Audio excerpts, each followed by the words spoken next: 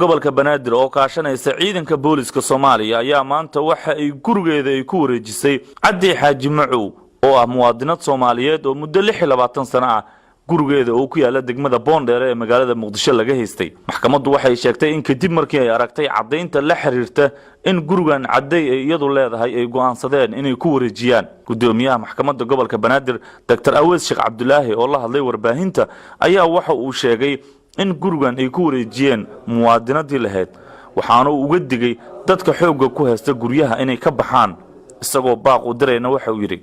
waxaan aad ugu faraxsanahay sharafna ay ah in aan ku wareejiyo gurigeeda Marwo Cabdi Xaaji Macow Awees gurigaas oo muddo 22 sano ah looga haystay sifo sharci darro ah maxkamadda gobolka Banaadir ayaa xukuntay gurigaas u xukuntay isla markaasna u fulisay ayadoo kaashanaysa booliska gobolka Banaadir waxaana lagu wareejiyo gurigeedan maanta oo taariikhdu ay tahay 2 bishii 7 2017 waana tilaabo hore loo qaaday maxkamadda gobolka Banaadir kaligeed kuma filla in ay dadka hantidooda ku wareejiso hadii aanay ka helin taageero iyo kaalmo kale maamulka gobolka Banaadir iyo ciidanka booliska Soomaaliyeed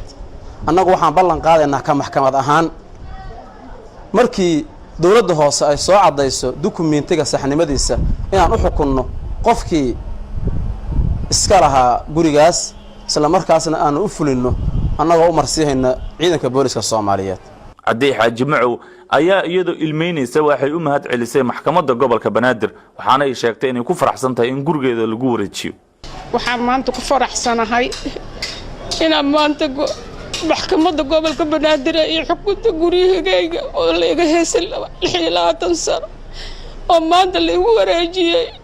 oo cadaalad noo bilaabatay alxamdulillah ilaahay khayr ha siiyo waxaan rajaynayaa guriyaha kale iga maqan 3 guri kale xoog la iga haystaa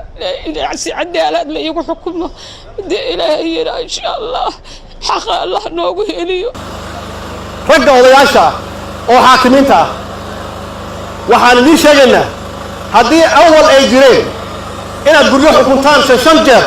oo isku rogtaan waqtigeeda waa dhamaaday in hooyo ooyaysa ama qof xaqiisu ooyay aad dhibaataysaan waqtigeeda waa dhamaaday cadaalad baa la ka rabaa haddaad cadaalad keeni weydaan annagana ma madhashaan shacabka ma madhashaan dowladda ma madhashaan waxaad ku dambaynaysaan xabsi mar damba dhici mayso oo ana ballan qaaday oo dawladana ballan qaaday qof Soomaaliyeed intuu hortago maxkamad cadaalad darro lagu sameeyo hawshaasi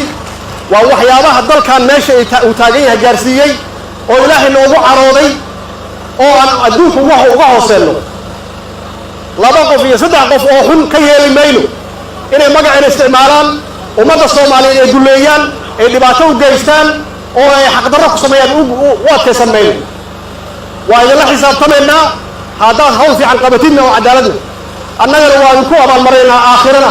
إلهي وانكو أبال مرنا يا جنة كل إنسان هذا اللي ما تصل ميساننا أننا نكون عقابنا آخرنا وكودا ميسان